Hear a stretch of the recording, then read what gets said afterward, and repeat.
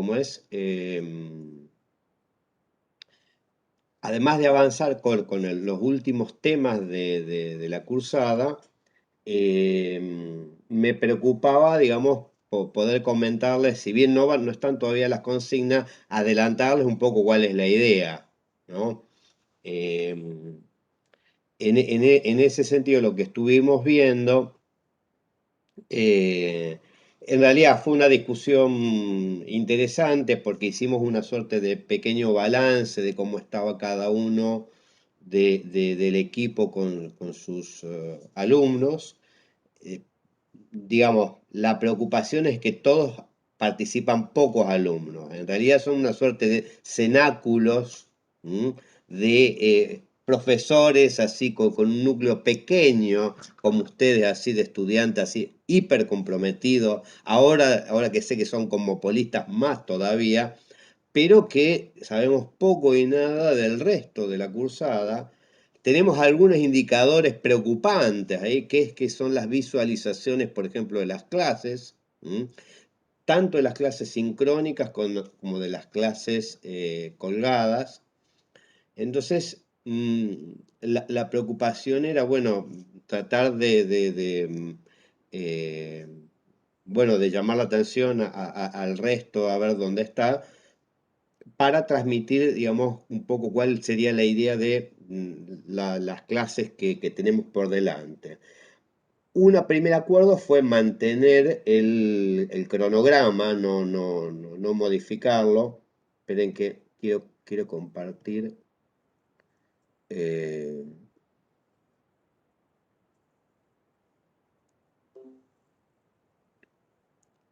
el cronograma. La idea de la clase que viene sería entregar las consignas del parcial. Yo algo había comentado, pero volvamos sobre lo mismo. Ya que esta Disculpen, instancia, ¿pueden ver la pantalla? ¿O soy la única Yo que no no, le aparece? ¿no aparece? yo no. No, no la vemos. No. Uy, entonces está compartiendo dos aplicaciones. A ver. O sea, se ve el cursor, pero la pantalla está en negro. Claro, Ah, intenta, claro, salir y volver a entrar. salimos, ahí pongo compartir, ahí ven. Yo no. No, de vuelta lo No, mismo. Se ve el negro. mouse, pero se ve gris el fondo. Bueno, en realidad compartía ya sé que puede ser esto. Em, les decía, estaba compartiendo, hago el último intento si no se los cuento. Ahí se ve. No, no. ¿Por qué razón? Qué mal, qué mal, qué mal, qué mal. Bueno, la semana que viene en el cronograma nuestro sería la entrega de las consignas. ¿En qué va a consistir el parcial final? Tiene dos partes. La primera parte correspondería a la evaluación para la cursada, o de la cursada, mejor dicho, que por ende esa parte A se parece bastante más a lo que sería un parcial de control de lectura.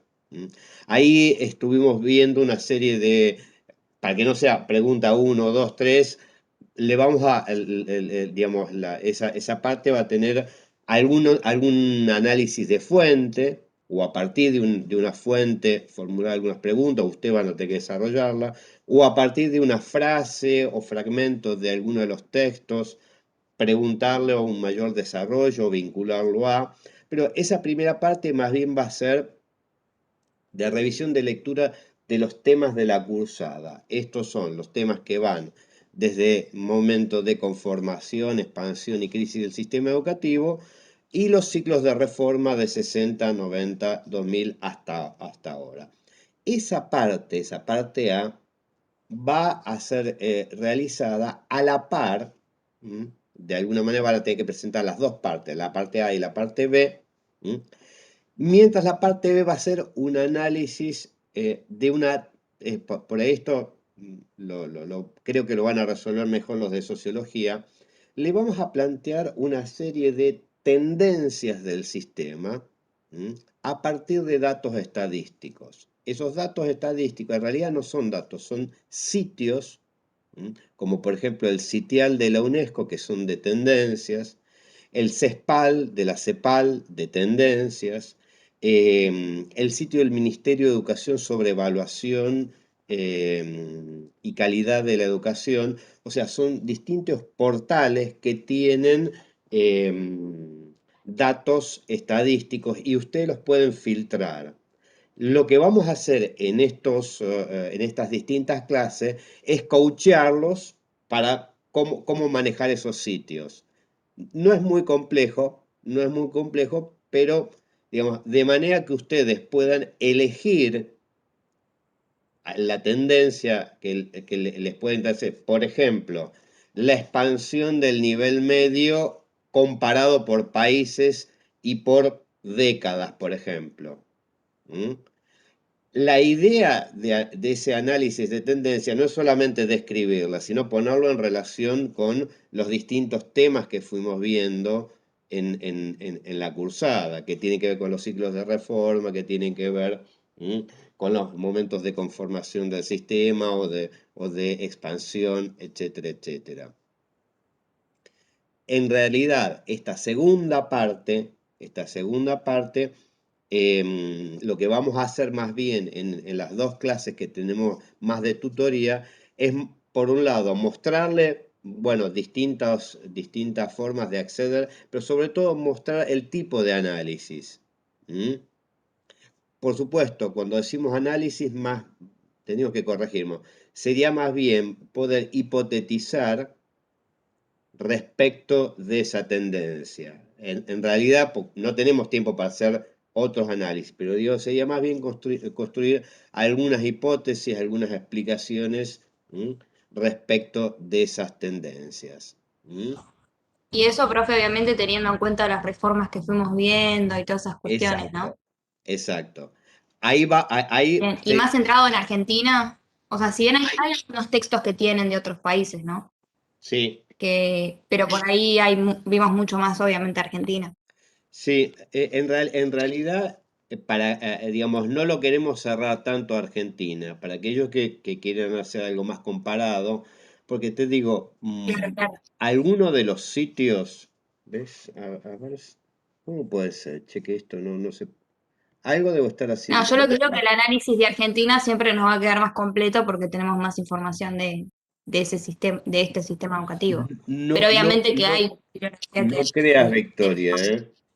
En realidad, Bueno, algunos sitios, a ver, sitial. yo digo de nuestra bibliografía. Ah, perfecto, sí, sí, sí. Claro, a eso me refería, sí, sí. O sea, tenemos más herramientas para hablar de Argentina que los demás países. Igual hay herramientas para hablar de otros países, no me parece que no. Solo que por ahí el análisis más completo o la hipotetización Mm, más cercana a la realidad va a ser la de Argentina. Estoy tratando, a ver, ahí ven algo.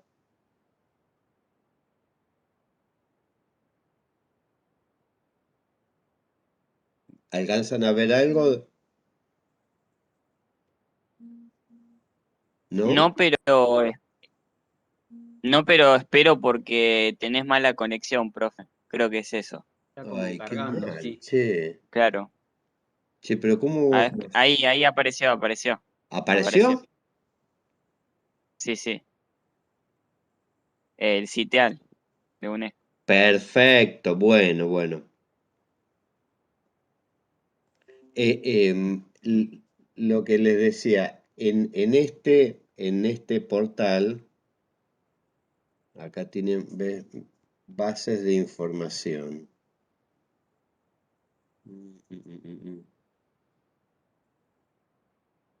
Indicadores estadísticos acá. ¿Alcanzan a ver que ahí que dice indicadores estadísticos? Bueno, Sí, sí. Sí, sí. Lo interesante que tiene esto es que yo puedo combinar distintos datos, no solamente por país, sino también por año y por nivel. Entonces tenemos indicadores de acceso, de oferta me refiero a si son de sector público, sector privado, información de género, información de eficiencia interna y permanencia, información de temas de educación y trabajo, de educación superior. O sea, tenés esos datos y los podés cruzar de todos estos países, de todos estos años, o podemos recortarlos por área geográfica, urbano, rural, o por niveles de ingreso, sectores medios, sectores populares. O sea, este es solo un portal, el de CEPAL es un poco más complicado, pero lo que te quiero decir es de que si bien efectivamente tiene más información del caso de Argentina en términos de reforma, tienen mucha información respecto del resto de los países, en el cual también puede ser interesante trabajar o hacer nada, hacer un esquemita, ¿no? Pero bueno, estas son las novedades respecto del parcial final que empezaríamos la semana que viene a, a tutorear o a acompañar en la realización. Ahí tendríamos 2 semanas porque la entrega de parte 1 y parte A y parte B sería el 5 de julio. Profe, disculpe, ¿quiere que comparta? Tengo el cronograma acá. ¿Quiere que Ah, pruebe? buenísimo, buenísimo. Para que te... Este no es necesario. Ahí está. No, no. ¿Y se decidió si iba a ser como el año pasado o este año es individual? No, se mantuvo, en realidad discutimos para llegar a que mantenemos la misma consigna, que puede ser o individual o en grupos a ver, vamos a ver el último consenso, creo que eran de 2 o de 3. Ese era, pero digamos como posibilidad, si alguien quiere hacerlo solo, no hay ningún problema, si quiere hacerlo con alguien, ningún problema. ¿Mm? Pero digamos, mantendríamos estas fechas. El que vos decías, el trabajo A sería el de trabajo final y el B Sería sería el tutoría de parcial seguimiento. general y el B sería el trabajo final de promoción. Todo en el mismo combo, con Coca-Colas y papas fritas. ¿Y se entrega todo el mismo día? Exactamente. Oye, Y según después de charlar muchos, la idea era básicamente de que puedan entregarlo junto a los dos. Porque si dividíamos era un despelote mayor. Este va a tener otros despelotes, pero bueno, pero nos parecía que era el mal menor. La mayor preocupación es que eh, bueno, es la cantidad, porque hasta ahora si es por el elenco estable de cursantes, es una materia de 50 a 60 alumnos. Eh, Así que bueno, ahí vamos a ver. ¿Ustedes tienen noticias de algunos de los que están acá anotados? ¿Qué les pasa? ¿Abandonaron? ¿Siguen estando? ¿Qué opinan Sí, de yo la tengo dos, vida? ¿Cambiaron de carrera? nada, yo tengo tres amigos que están haciéndola, por ahí no van a los Zooms y eso, pero están leyendo, Ok, están siguiendo los videos. ok. Claro, yo, por ejemplo, hasta hace algunas clases yo las miraba grabadas porque tenía otro teórico, pero la materia la venía siguiendo, por más de que no me unía a las clases sincrónicas. Igual creo que aparece si en el campus cuando haces clic en los videos y eso, pero capaz que no están siguiendo las clases sincrónicas y siguen la materia. No sé. Claro, te digo porque Yo tengo, sí, perdón. no, yo tengo una compañera que colgó totalmente. Me preguntó la otra vez, viste, que la clase pasada pregunté sobre el parcial. Bueno, también ella estaba perdida en eso y bueno, tampoco leyó nada de nada. Así que nada. Yo tengo una amiga que sí, o sea, que medio que siguió el cronograma, qué sé yo, pero tuvo medios inconvenientes o algo así. Creo que la va a dar el libre o el final, una cosa así me había dicho. Ujú. Le decía que estamos viendo, por ejemplo, la cantidad de repeticiones de los videos y en realidad no nos da, nos faltan 100, 150 alumnos. No es que cursan poco y hay muchas repeticiones, no hay. Pero bueno, de todos Y modos, por sí, ahí algunos profes lo que hacen es como el trabajo es al final, tipo después se piensan que van a poder mirar todos los videos al final y leer todo al final, pero no van a llegar en 2 semanas, no sé. eso es lo que O sea, por ahí creo. especulan con eso, se me Eh, ocurre, ¿no? De todos modos, te digo, la discusión fue no hacernos cargo de nuestra errada lectura de bueno, lo que hablamos en las primeras clases, ¿no? De que le chingamos en el esquema, en la propuesta. eh, Profe, sí, profe, perdone, ¿no? Lo digo lo digo a título personal, pero yo creo que el esfuerzo que hizo la cátedra es enorme, porque dio un montón de facilidades y por ahí puede ser que hayan algunas cosas que les hayan, digamos que les hayan escapado del análisis que hicieron, pero la modalidad la verdad es que es muy accesible. Lo que pasa es que, bueno, son tiempos complicados, yo no sé si es que la cátedra falló. gracias, Sí, para Franco. Igual te digo, a veces con las mejores intenciones las cosas no salen pero digo, cuando yo digo una mala lectura nuestra, lo digo en el sentido que digamos, me parece que en esta coyuntura, paradojalmente necesitas, me parece, por ahí, hacemos esta misma discusión de más adelante y cambiaría de opinión, pero hoy pienso que precisamente como estas situaciones tienden a la desestructuración, necesitamos dispositivos más contenedores y a veces la asistencia, la demanda de trabajo, digamos, una suerte de agenda de interacción que no sea solamente el encuentro, ¿no? Digamos, es paradojal esto que planteo, ¿no?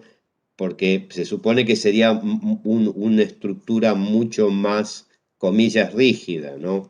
Pero bueno, a veces, Franco, también es bueno uno tener una mirada autocrítica, ¿eh? Yo creo, no para flagelarse, pero bueno, pero para mejorar, siempre hay cosas para mejorar, ¿no? Y la verdad que, nada, todo el equipo de cátedra está contentísimo con los alumnos que están participando, pero claro, son como ustedes, digamos, súper intelectualmente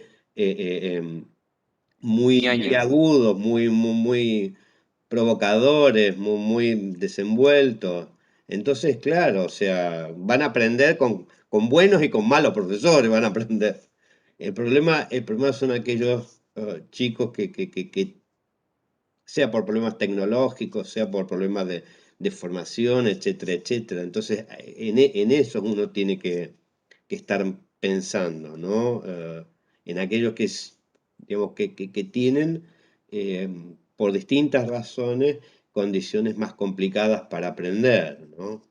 Eh, eso solo, Yo, pero por sí. ejemplo, no es que tengo condiciones más complicadas para aprender, pero, por ejemplo, yo noto que los chicos de sociología la tienen muchísimo más clara con el tema de historia, van mucho más avanzados y yo la verdad que a mí me recostaron los textos. Entonces ahí me empecé a dejar otros teóricos y a unirme a las clases sincrónicas porque Capaz que nada que ver, pero yo noto mucha diferencia. A mí de verdad que me costaron algunos textos. Ujú.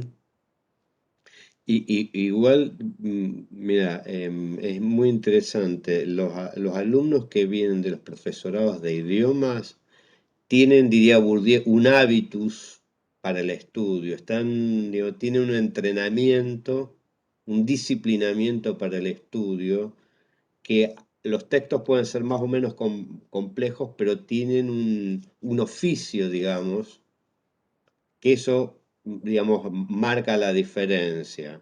¿Mm?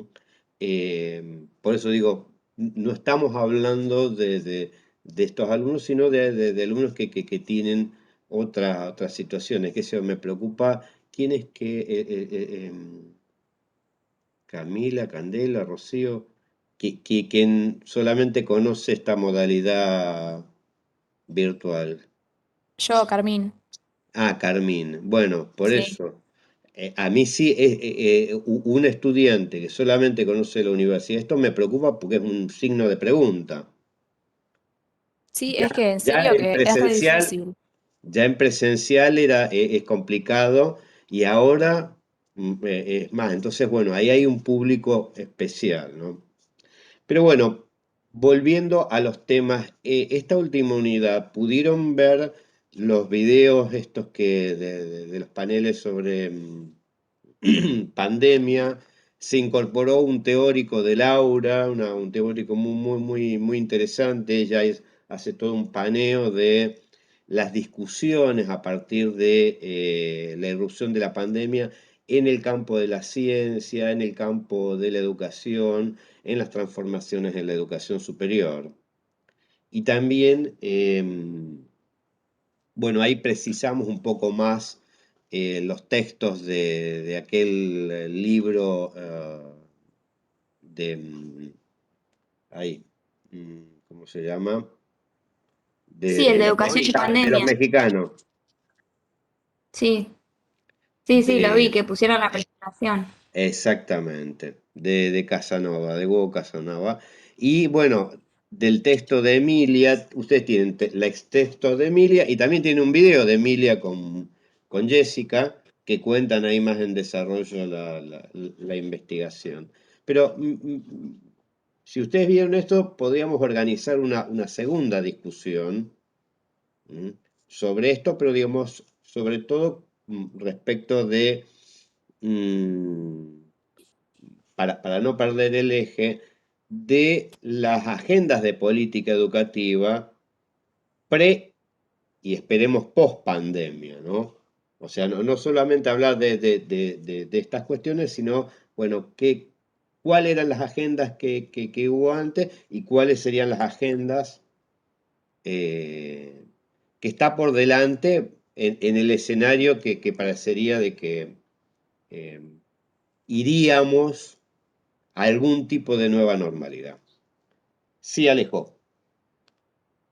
No, quería decir que creo que me atrasé una clase porque me quedé con lo de trípode de hierro. Ahí Ay, Augusto bueno, afirma, así volvamos al que trípode de no, hierro. no, no me siento tan boludo. No, pero también como para pensar esto de la cuestión de los cambios. De hecho, el concepto de trípode de hierro me acuerdo de Fundamentos de la Educación como uno de esos clivajes tan duros de reformar, ¿no? Que digamos, para ser competentes con una transformación radical de la estructura educativa, tiene como una resistencia muy fuerte, ¿no?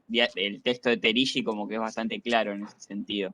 Que es un poco lo que hablábamos hoy también, ¿no? De que, mirá si ponemos, qué sé yo, currículos más laxos, pero después, qué título te dan? ¿Cómo formas a profesores para que te enseñen así? Pensado en el secundario, ¿no? A ver, ¿cómo es el argumento ese, Alejo? O sea, claro, digamos, si pensamos, qué sé yo, que haya mayor oferta curricular o que no, o que el conocimiento no esté tan concentrado en, qué sé yo, un bachiller de ciencias sociales con materia 1, 2 y 3, y que haya una oferta más expansiva. ¿Qué título le doy a ese chico que transita en una hipotética escuela como con mayor, ¿cómo decirlo?, oferta curricular? no sé si decirlo así, Sí, sí, con, sí. con otras materias, no sé. Sí.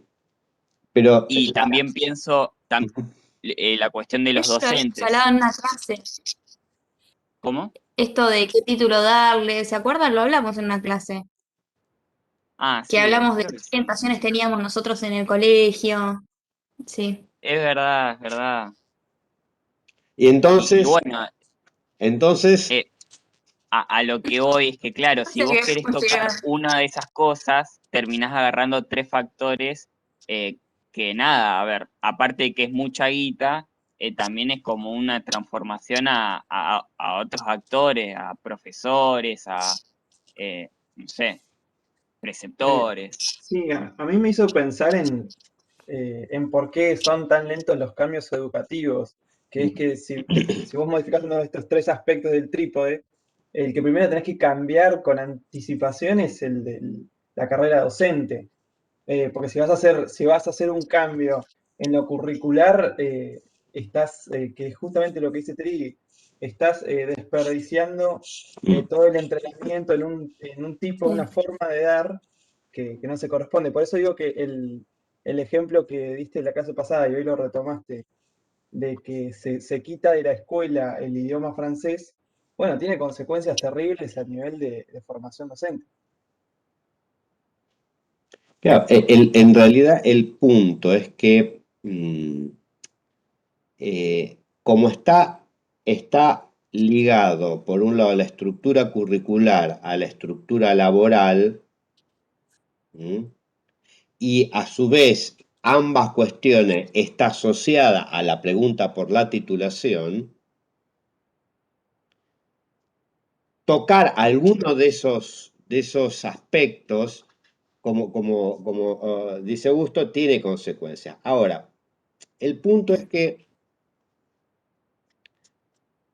la estructura del secundario está muy asentada en esta tradición, digamos, disciplinar, lo mismo que en la universidad. Y la idea de que esa tradición disciplinar tenés pocas optatividades. En los modelos que tienen más optatividades, tipo en el modelo extremo, el modelo norteamericano, los profesores no están contratados por hora, están contratados por cargo. O sea, digamos, que suponen actividades de clase con alumnos, actividades de asesoramiento, tutorías y horas de planificación. Entonces estoy todo el día en la escuela, a veces tengo clase, otras veces hago tutorías, etcétera, etcétera. Ahora, el problema es de que en nuestra estructura no tenemos eso equivalente, porque es un sistema por horas. Ahora, por otro lado está el tema de la titulación, que vos decís, Alejo. Ahí también es una definición fuerte. Hoy, digamos, las titulaciones también son más bien genéricas.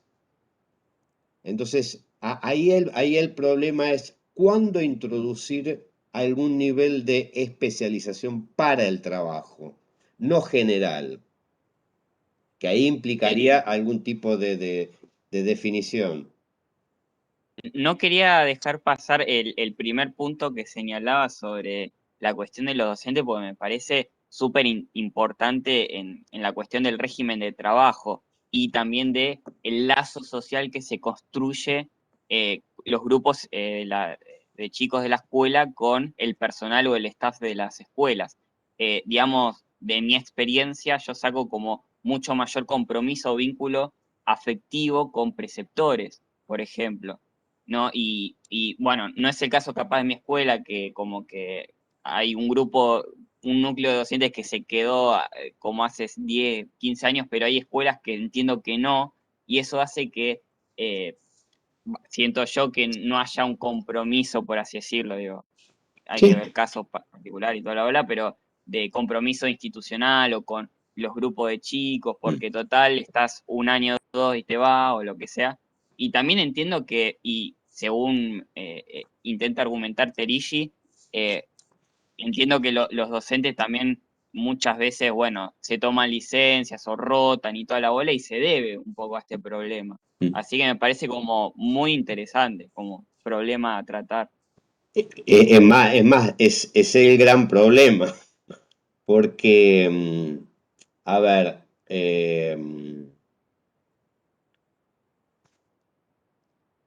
concentrar horas supondría que menos docentes tendrían mejores condiciones de trabajo. Hoy tenés muchos docentes que tienen poquitas horas. Y por otro lado, está esto que vos decís, que en realidad, como estás disperso en muchas escuelas, el compromiso es bastante lábil, porque tenés un montón de alumnos. Y esto hace de que en realidad quienes más tengan un lazo afectivo con el alumno sean los preceptores, porque están todos los días. Porque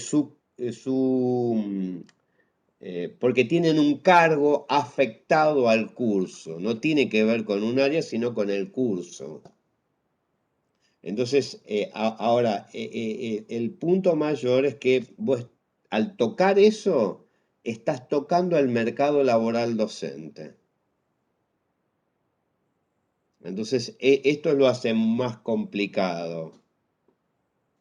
Tal cual, por eso pienso en la cuestión de que son estructuras realmente muy consolidadas que, claro, a mi parecer estaría buenísimo en todo privilegiar a la escuela como una institución que puede realizar cambios sociales que, bueno, son solo económicos, también afectivos, ¿no? En ese sentido. Y aparte puede ser que no hay tanta recompensa para los profesores que toman muchos cargos. O sea, mi mamá es docente, ¿no? Y no sé, como que varias veces ha comentado como, no, mirá, este docente se tuvo que ir porque no sé qué, ¿viste? También está esa cuestión como de cosas muy sutiles, muy finas del sistema que yo no llego a comprender, la verdad. Bueno, eso que vos decís, Alejo, es toda una discusión con los docentes si tiene que haber algún tipo de, vamos a llamar, incentivos para los docentes. Así como en las empresas privadas tenés un plus por trabajar en un banco, por asistencia, un bono por, qué sé yo, por X condición, digamos, los llamados adicionales. Entonces hay toda una discusión si los docentes aceptarían si es deseable o no es deseable tener algún tipo de adicionales. Hasta ahora, la única posibilidad de incrementar tus ingresos es vía la antigüedad. Por ejemplo, en la universidad hace relativamente poco que se paga por título. Ahora vale poquito. Te pagan un porcentaje si tenés título de especialista, magíster o doctor. Pero históricamente la Universidad Argentina no pagaba por título.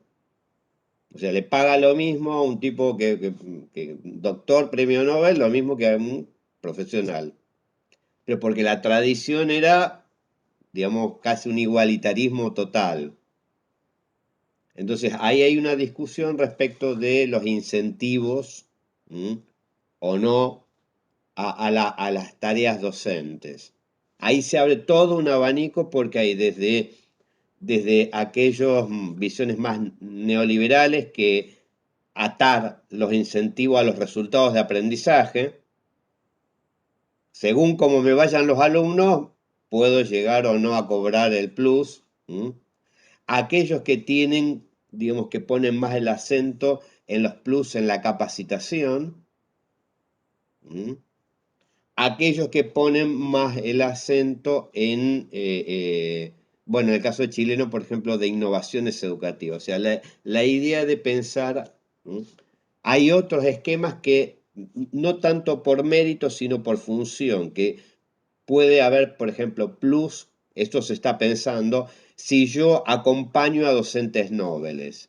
Si parte de mi trabajo, además de ser docente, es acompañar a un joven o una joven docente en sus actividades. Es como si fuera un tutor, un coach.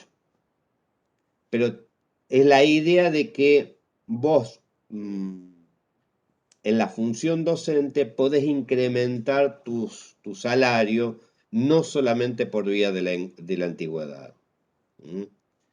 Digamos, pero insisto, ahí hay toda una discusión que sobre todo afecta mucho a los gremios del Estado, que son tipos de modificaciones que, vamos a decir, quiebran la unidad sindical. ¿Se entiende? Profe, Sí, sí, Rocío. más allá de ese punto que marca el sindicato Basta y tú, me parece interesante que estos incentivos, digamos, no reemplacen nada, o sea, lo que El merecen los salario. docentes, digamos, y bueno, y la dignidad laboral y un montón de otras cuestiones, como que ojo con eso, porque muchas veces está bueno, pero antes hay que tener en cuenta que se cumplan la básica de los salarios, de las condiciones laborales y demás. No, está claro, pero lo que pasa Basta es y de tú. que te digo en el caso de la universidad que lo conozco más, ¿no?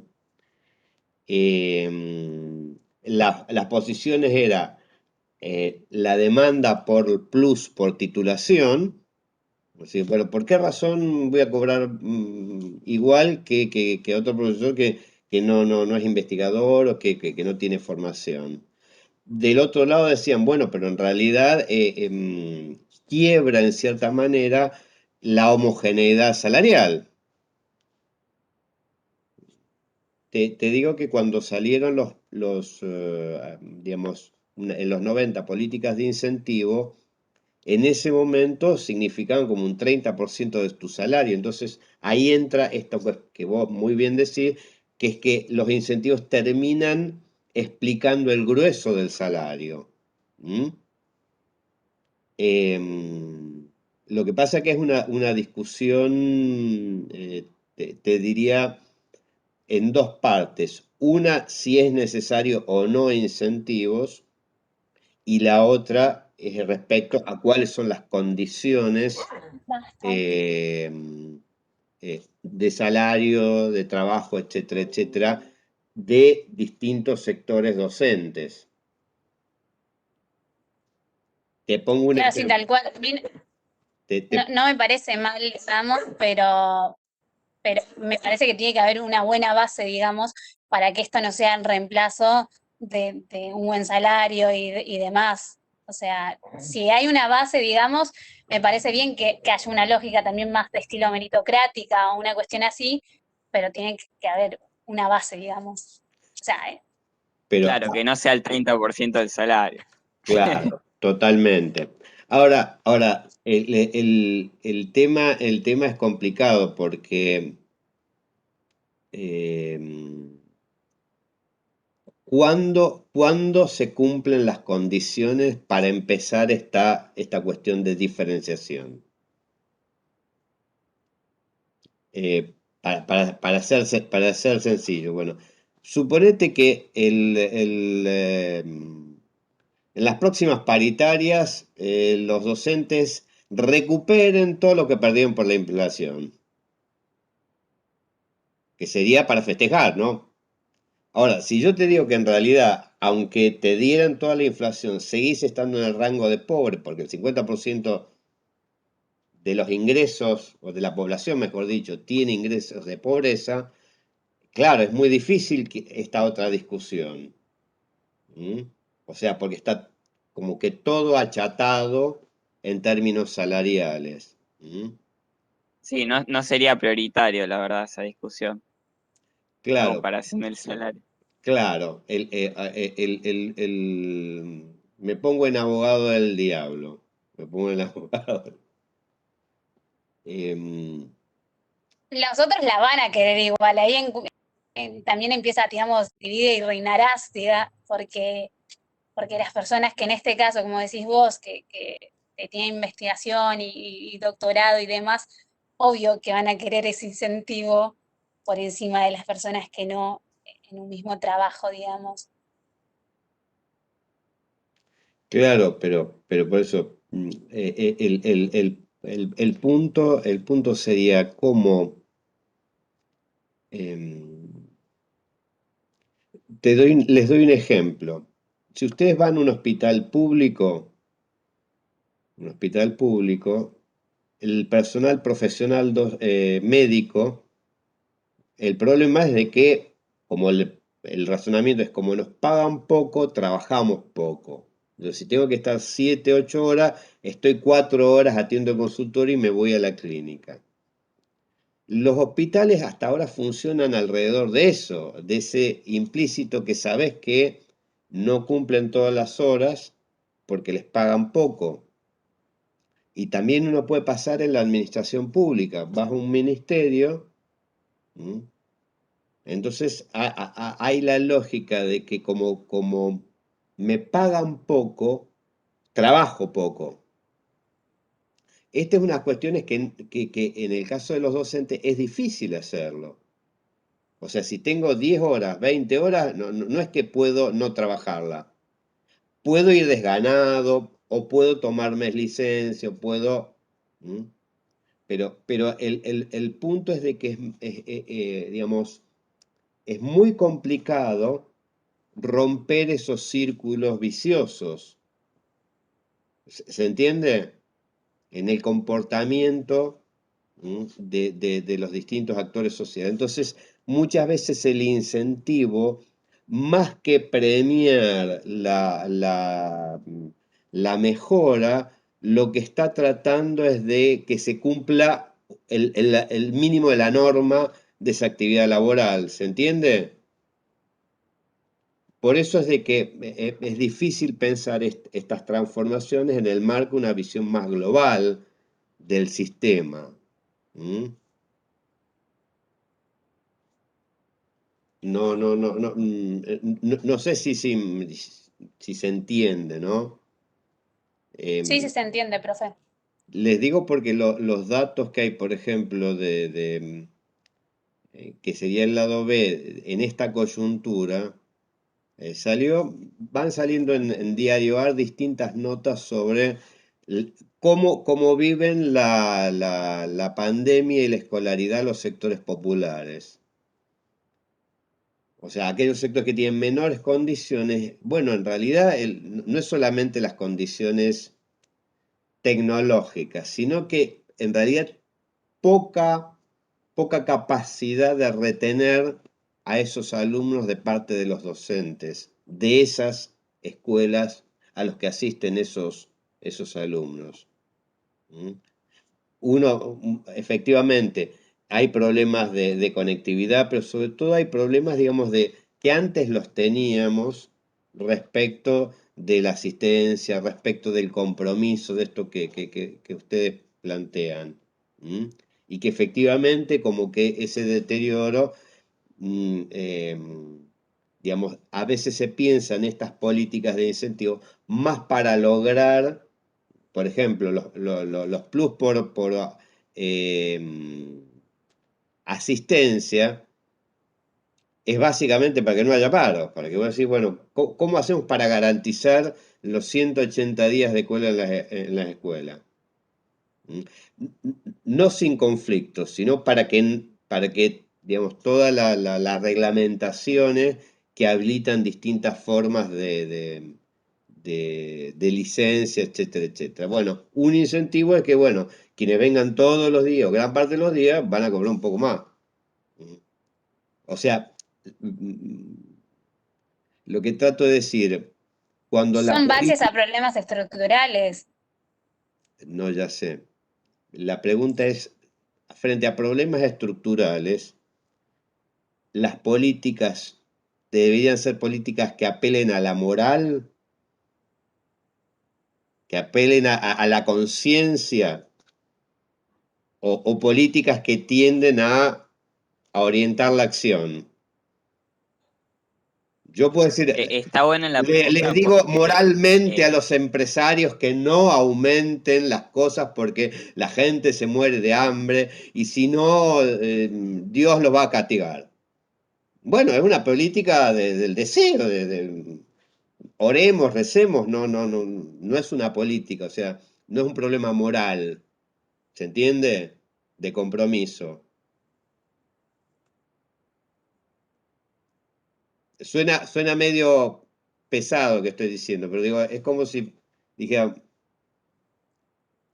si yo falto muchas veces a la escuela, puede ser mi derecho, etcétera, etcétera, condiciones son malas, pero la verdad no está bien. ¿Se entiende? O sea, Profe, sí. No debería ser una cuestión moral, debería ser una cuestión laboral.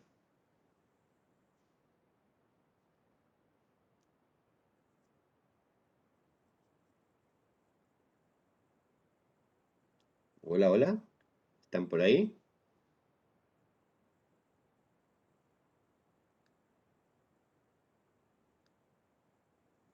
¿Están por ahí?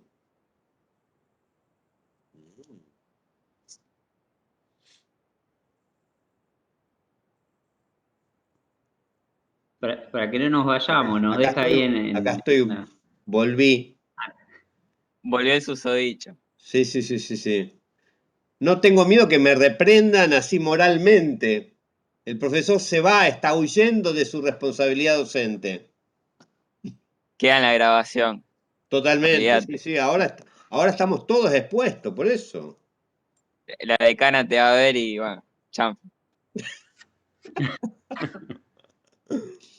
Pero volviendo a esta discusión de Rocío, digamos, en términos de política pública,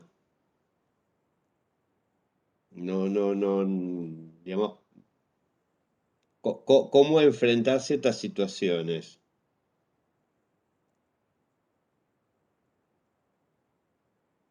Profe, lo que quería decir que está bueno para relacionarlo también con la materia, y un apartado de la materia que creo que exploramos poco, que es la cuestión de la formulación de políticas públicas, ¿no? Porque claramente acá estamos problematizando una situación Ujú, y, no sé, vos decías, por ejemplo, el tema esto de los incentivos, como para como ujú. solucionar el problema. No, bueno, claro, es la formulación de una intervención y después una, ¿cómo se dice? La evaluación, Implementación. ¿no? Implementación. Implementación y evaluación. Ujú. En ese sentido estaría bueno, ¿no? Como la tiro, como trabajo final, por ejemplo, ver qué onda eso, si hubo cambios alrededor de eso, de esa política. ¿De cuáles políticas, Alejo? A ver. Esa, la de, ¿cómo se dice? Poner como un plus para quienes tengan, ¿cómo sería? Para quienes vaya, para que no, para los Para que la nos falten. asistencia, sí. Claro, asistencia, ahí va. O Claro, eso lo tiraste hipotéticamente. Pero estamos, perdón, ¿estamos hablando de la asistencia de los docentes o de los alumnos? de los docentes. Ah, está bien, porque yo estaba pensando en lo que pasó en Cava con Larreta, que, o sea, como que sería lo inverso, ¿no? O sea, los que no iban les descontaban el sueldo, pero en definitiva es algo totalmente inmoral porque estamos hablando de una pandemia, como que, o sea, ahora, al principio, ¿vieron cuando retomaron las clases que fue el 17 de febrero, creo, no sé? Ahí como que, nada, muchos docentes les amenazaban con cortarles el sueldo si no iban. Y o sea, estamos en plena pandemia. Y ni siquiera estaban vacunados. yo tengo recuerdos. Totalmente de acuerdo, pero la pregunta sería, a ver,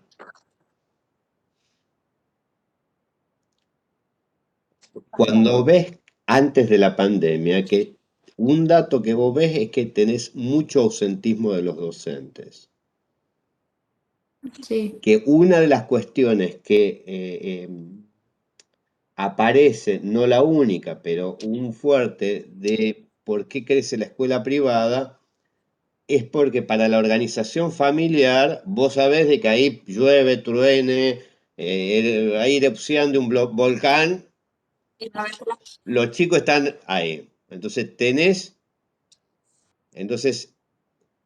frente a esa situación, la pregunta es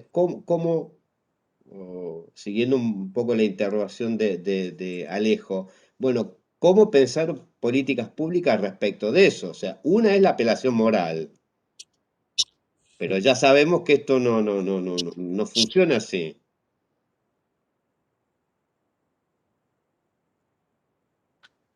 ¿Se entiende? Entonces, bueno, Sí. la, Pasa la- que ahí, lo que yo digo es como que por ahí la acción, no sé si fue tanto una apelación moral, pero, o sea, terminó siendo algo súper inmoral, ¿se entiende? No sé cómo explicarlo.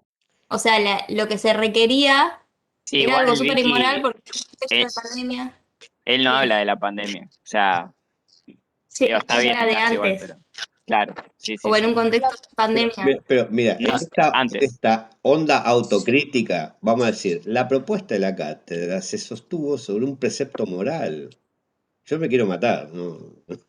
El precepto moral era que los alumnos, en aras de su compromiso con el conocimiento, por Y vamos a motu ver, propio, claro. harían todo, pero es pensar desde el punto de vista, lo que estoy diciendo es de que en las decisiones de los individuos no entran solamente ni exclusivamente razones morales. Ah, sí, obvio. Bueno, Profe, sí, ¿quién? no, quería un poco lo que trajo, creo que Alejo había mencionado con esto del incentivo también, eh, que, que claramente no entraría como algo meramente moral, pero, o sea, la función de eso es que como que, bueno, no haya faltas en la educación pública de los docentes y preguntarse si realmente eso sirve para mejorar, si solo ese incentivo serviría para mejorar, digamos, todas las fallas que tiene la educación pública actualmente, sacando la pandemia, sacando el ejemplo que trajo Vicky, que también es interesante, digamos. Está bueno quizás, o sea, no es malo. Yo planteaba que para mí tienen que estar las bases primero en los salarios docentes y demás, y después apuntar al incentivo, pero si está solo el incentivo, ¿realmente sirve en que los docentes vayan a la escuela todos los días, que no haya, digamos, paros y demás para mejorar la educación pública y todas las fallas que tiene? Yo creo que quizás en algún punto sí, pero ni tanto. Pero supongamos, sigamos tu razonamiento, Rocío. Supongamos que la respuesta es no. La pregunta sería, ¿qué cuestiones harían que mejore, bla, bla, bla, bla, bla, bla, bla? Yo te diría, el salario, o sea, si hubiera no sé, un éxito económico y cuatruplicamos el sueldo de los docentes, ¿vos pensás que mejoraría la educación? No, porque, o sea, la responsabilidad no es solo docente. No, está bien, pero No, y se relaciona con la formación docente en mira, sí también. bueno, Esto es lo que hablábamos de que está ya como tenemos plata, fundamentado en... aumentamos el salario, mejoramos las escuelas, Claro. le damos beca a los chicos, 10.000 progresar más. ¿Qué más? Yo diría, mi pregunta es, suponiendo que sucede, ¿vos pensás que los chicos aprenderían más, que los docentes? Profe, ¿te puedo decir algo que me pareció en todos los textos? Sí. Me enojaba un poquito que los textos presuponían que se quiere la igualdad, pero si en realidad no se quiere la igualdad, o sea, me parece contradictorio, porque hay una redistribución de la riqueza en la que solamente algunas personas tienen mucho dinero y las demás se cagan. Entonces, yo me digo, bueno, me estás cargando. Pero que son, Obviamente no va a haber igualdad, porque no se quiere eso. Ah, se enojaba. pero la pregunta, esos textos, parecería de que son textos también que plantean la igualdad, pero en el fondo no quieren. O sea, sería una suerte de de panfleto trucho, digamos. Llaman a la igualdad, pero en realidad quieren lo contrario. O Así, sea, yo creo que ¿qué textos son esos que ya lo estamos sacando inmediatamente? no Retirando de este creo que programa esos textos. Pero yo no creo que el problema sea de la persona que escribe el texto, sino que me parece un presupuesto. O sea, como que se analiza en base a la igualdad cuando en realidad no se busca eso. O por ahí analizan las políticas como si son buenas o no para promover la igualdad, pero en realidad me parece que se busque eso, o que sea un objetivo. Pero O sea, Cande, digamos, no sé a cuál texto, pero te diría que en general los textos que buscamos son textos de investigación. Y esos textos no se preguntan tanto cómo debe ser, sino tratar de entender cómo son las cosas. O sea, no son textos que plantean un programa de acción, sino más bien, qué sé yo, estoy pensando en el texto que escribimos con Laura Robelli sobre los quintiles de ingreso. O sea, no es un tratado de la igualdad, sino es tratar de ver quiénes van y quiénes no van y dónde van a la educación superior. Ahora, vos también podés decir, bueno, Claudio Suaznavar, ¿cuál es su visión de la igualdad? ¿Qué quiere? Bueno, es otra discusión, pero no sé si importa en este ámbito, ¿no? Por ahí interesa poder discutir. ¿Me entendés esa claro, dimensión, Cande? O sea, sí. Me gusta que por ahí tengo una mirada más filosófica, enganchada en la mente. Entonces, pero, analizo otras pero en cosas. esa mentalidad filosófica vos podés distinguir lo que es del deber ser, ¿no? Sí, pero por eso me enoja, me parece. Porque siento que Pero, las políticas sean. No sé si el problema es del texto. El problema es de las políticas. O sea, me parece como un engaño. Me parece, sí, vamos a hacer políticas para promover esto y esto, pero en realidad las cosas no son así. ¿y no te parece que Para los... mí es más como una Según, que, o sea, se trata de acercarse lo más posible a la meta que se pueda. Yo creo que igual haciendo todo lo que nosotros decimos, todo lo que se propone en los textos, no hay forma de igualar aparte. Porque en definitiva, si los sectores que menos acceso tienen o que más dificultades para el acceso tienen y para la terminalidad y todo lo que mencionaba Abraham con el chat, digamos, se logran acceder a estas cosas, igual hay cuestiones que, nada, que es más difícil de cambiar y que ya no tiene que ver solamente con la escuela, sino después cuando, no sé, uno se quiere centrar en el ámbito laboral, qué contactos tiene, que también esto lo hablamos en alguna clase. O sea, son Claro, cuestiones que van como mucho más dice, allá de eso, entonces creo que la igualdad nunca es posible en ese sentido, sí. Pero bueno, por ahí es como un intento por alcanzar esa igualdad en esos términos que yo lo digo, ¿no? Porque aparte, también, bueno, discutir cómo se entiende la igualdad. un poco con la materia me hizo entrar en el papel de decir, bueno, ¿qué onda si en algún momento ocupás un espacio de poder imaginariamente y tenés y querés de verdad la igualdad, qué sé yo? Obviamente centrándonos en el ámbito educativo, no podemos cambiar la economía por arte de magia. Y bueno, te propones una meta, te propones una implementación o una intervención en el proceso social y bueno, digamos, claramente no es soplar y hacer botella, ojalá. Pero está buenísima la discusión igual, porque salió un montón de veces la idea de qué onda la relación con el campo laboral y bueno, se extiende la reflexión hacia otros ámbitos que no son exclusivos de la educación. Está buenísimo el aporte.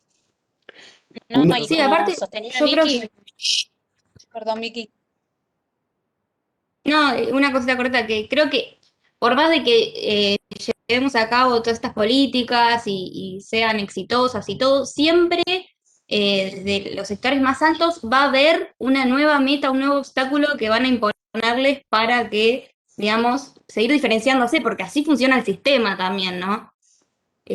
No sé qué opinan. Sí. Ro. Perdón, quizás es re negativa nuestra, O sea, se nuestra entiende, por mirada, más de que mejore la calidad sí. y todo. Sí. Pero yo creo que también tiene que ver con esto que decía Vicky, que hablábamos la clase pasada, con el capital cultural y el capital social, que son meramente importantes, y aunque la educación pretenda y los tenga en cuenta y haga todo lo posible en las políticas públicas, como mencionaba Alejo, para romper esa brecha, es muy difícil porque realmente, digamos, la educación después en lo social, digamos, no garantiza por sí sola igualdad o ese ascenso social que se pretende con la educación. No vamos a negar que sí cumple ese error en cierto sentido y que influye un montón, digamos, la obligatoriedad de las secundarias, que la universidad sea gratuita y demás, pero no termina de romper que ese capital cultural diferenciado y ese capital social diferenciado, como sostiene Bourdieu, sigue teniendo como relevancia y apuntando a, digamos, a que ciertos sectores y ámbitos laborales y educativos sigan cerrados.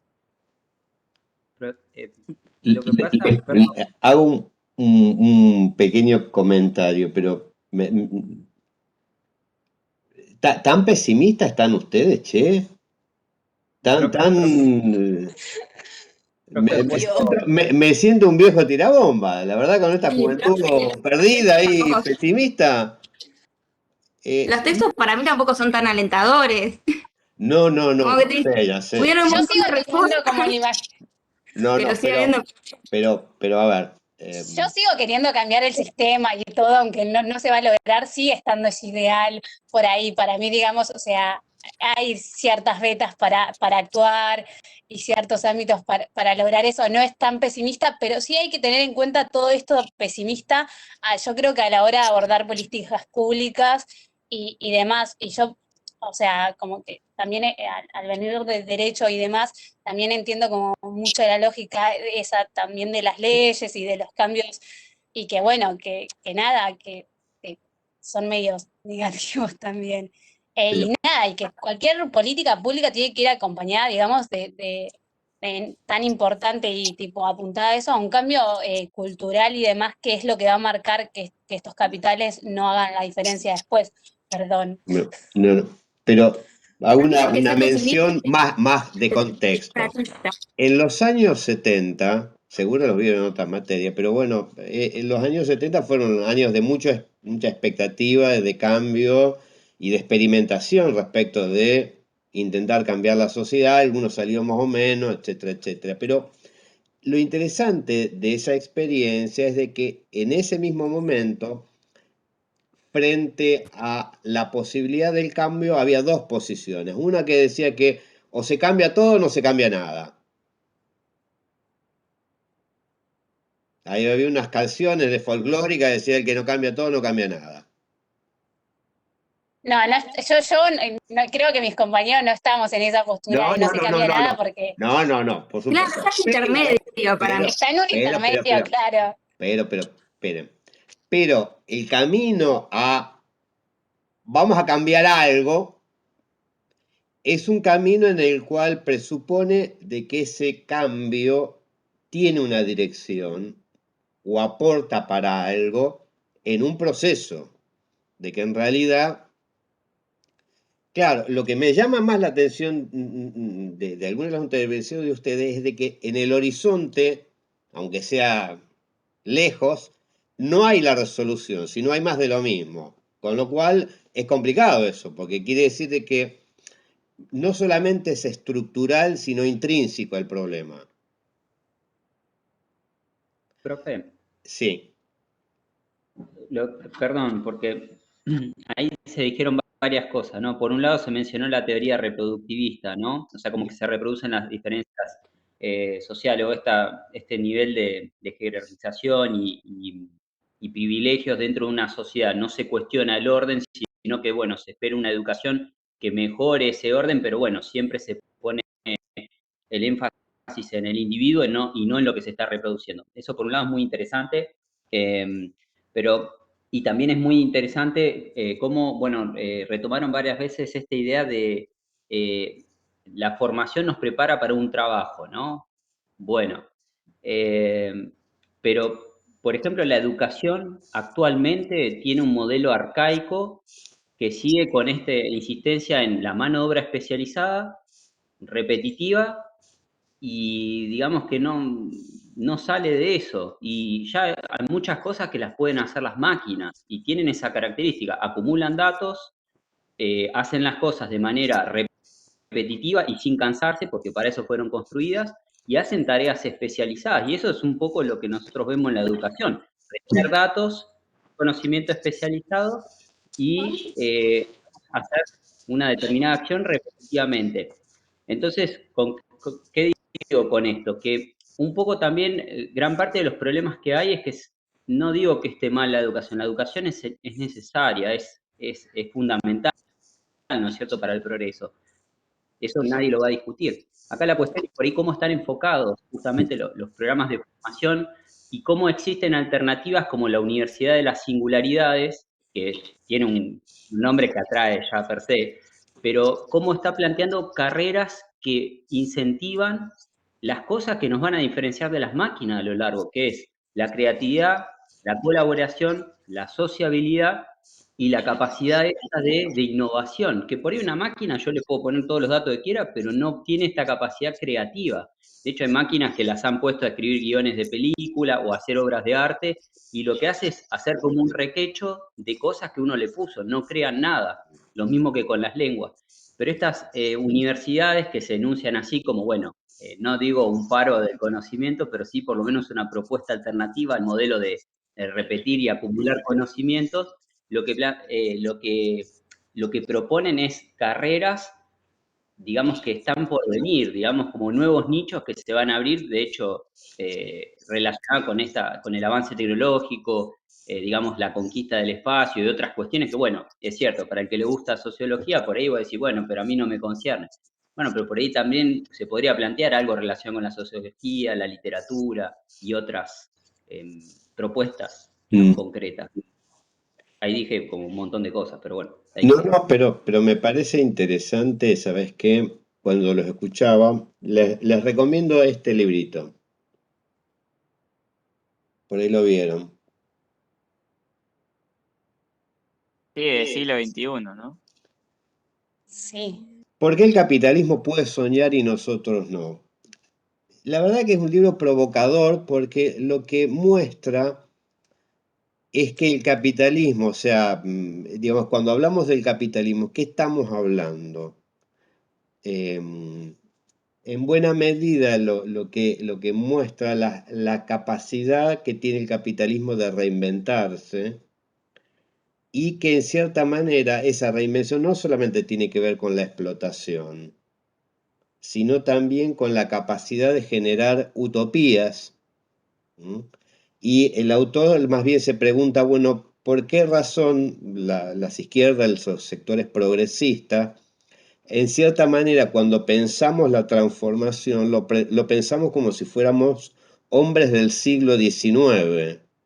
Vemos la emancipación, digamos, por fuera de esto que Branco está diciendo, que parte de la realidad es eso, digamos, del avance tecnológico, etc. Digamos, las utopías que tenemos sobre el cambio se parecen más a lo pasado que a lo futuro. ¿Se entiende? Y a veces siento que la idea de pensar esto de las igualdades, que me parece que es toda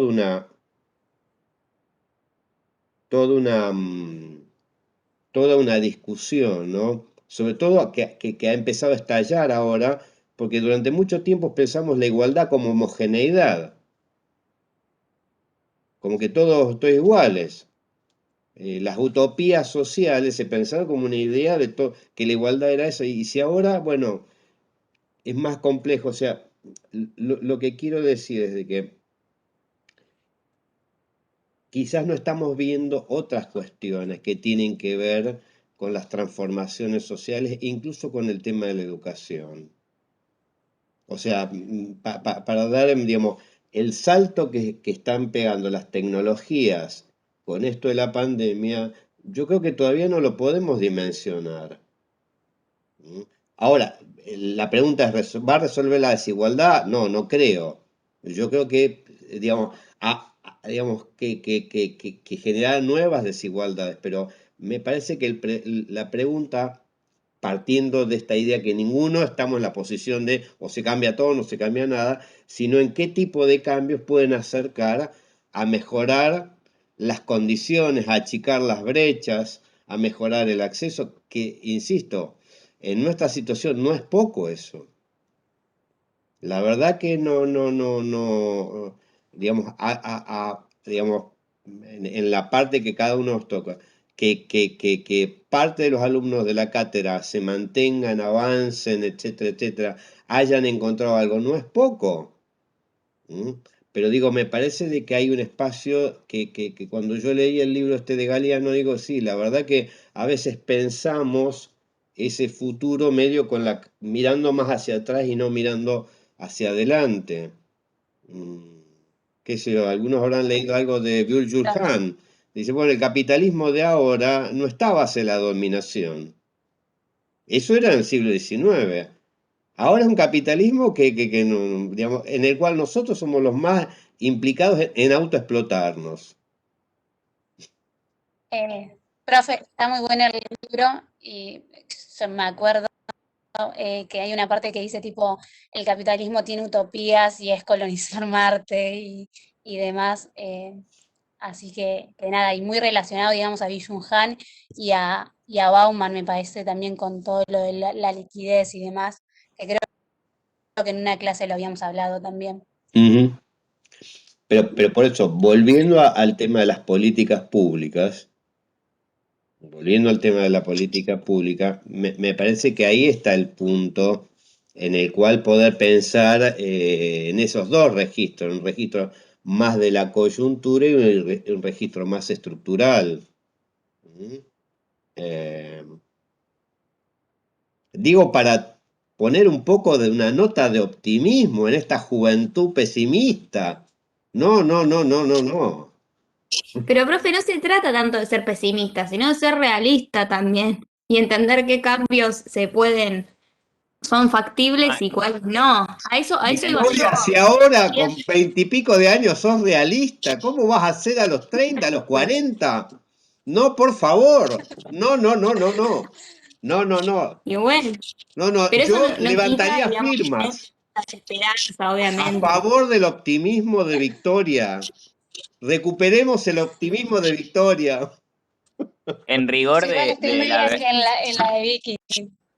en rigor de la verdad también, qué sé yo, siento que la cuestión de la educación como cambio social, yo soy pesimista por mi situación, pero qué sé yo, la otra vez leía una nota sobre el cumbiero elegante, que el chabón empezó gracias a las computadoras de Conectar Igualdad y hoy por hoy es súper famoso gracias a un programa de política pública, de educación pública, digamos, o sea, pese a que nos pese, un cambio se generó, digamos, claro que al menos yo tengo que también considerar que, bueno, no todo pasa por,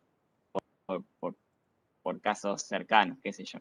Ay, qué interesante el comentario de Branco, ¿eh? La diferencia entre el realista y el pesimista es que el pesimista piensa que algo malo va a pasar, en cambio el realista sabe que algo malo va a pasar. Bien interesante, ¿eh? Bueno, Profe, y lo que dijo Branco se puede como vincular a un debate como enorme en materia de educación, es que es para qué está la educación, si para el mercado laboral, digamos, digamos, para el día de mañana que salgan con trabajo y acceder al mercado laboral, o si por conocimientos, aptitudes, capacidad y tipo todo lo otro, que bueno, también tiene vinculación, es decir, para qué, digamos, está la educación y para qué queremos que vayan les pibes a la escuela y terminen y la obligatoriedad y todo eso. en los años 90, Juan Carlos Tedesco sacó un libro que todos lo criticamos, le salimos con los tapones de punta y poco más le dijimos que era... Y Tedesco dijo una cosa que dijo, Antes, en los orígenes del sistema educativo, ya estamos en tiempo. Lo digo cortito y rápido. En el siglo XIX, la escuela tenía competencias, saberes para formar un ciudadano y para la inserción laboral, que eran como dos órdenes distintos. Lo que él dijo es que las reformas y los cambios del siglo XXI tienden a acercar las mismas competencias de la ciudadanía a las del mundo del trabajo. La idea de que las cuestiones, digamos, que tienen que ver con el trabajo en equipo, con el compromiso, con la visión estratégica, etcétera, etcétera, son las mismas competencias que se exige de un ciudadano, pero también en el mercado laboral, que no había diferencia entre las conductas y saberes y habilidades de la ciudadanía y del orden laboral. En ese sentido, ¿por qué lo criticamos en ese momento? Porque suponíamos también con teorías conspirativas que en realidad lo que él estaba diciendo era de que en realidad nos van a explotar a todos, ¿m? Y que en realidad esto justificaba esta inserción laboral. Cuanto más está transformando el capitalismo, bueno, hay muchas de estas cuestiones que aparecen como em, no tan descabelladas. ¿Se entiende? Entonces la pregunta sería, por ejemplo, las condiciones para insertarse en el mercado laboral como docentes. Y yo digo, en realidad, parte de las condiciones de competencia también está asociada a esta cuestión de ciudadanía. ¿Mm? En ciertas áreas de conocimiento. Quizás este argumento sirve más para aquel tipo de trabajo menos calificado, en el cual, bueno, qué sé yo, para hacer, qué sé yo, trabajar en la construcción, un área más de mano de obra intensiva, las competencias sí son distintas a la ciudadanía, pero insisto, me parece de que también habría que pensar, como empezamos hoy, digamos, si quizás el problema no es en las opciones laborales que hoy nos planteamos, quizás desfasadas de ese capitalismo 4.0, y si no se trata de pensar otras formas de inserción laboral. Digo, lo estoy pensando en el sentido de que quizás no hay que volver a la industrial, al comercial, digamos, a eso, sino formas más generales y quizás, digamos, mucho más, más asociadas a las tendencias efectivas del mercado laboral, ¿no? Pero digo, me parece que es difícil aspirar a eso con carreras como empezamos hoy, muy pensadas en campos estancos de conocimiento. Entonces, el tiempo para formar un individuo pueden pasar años, ¿no? Pero bueno, El trípode de hierro. el trípode de hierro. Terminamos siempre en Terigi. Pero bueno, pero hagamos un esfuerzo. Hoy nos falta un ratito más para charlar, pero me quedo en esto, en esta relación entre horizontes de cambio, vamos a llamarlo, y las políticas, digamos, de intervención. Me tocaron una fibra íntima así con tanto pesimismo, ¿eh? Esa es la verdad. Bueno, nos vemos la semana que viene con las consignas y vamos empezando la última etapa ahí de armar el trabajo final. ¿Vale?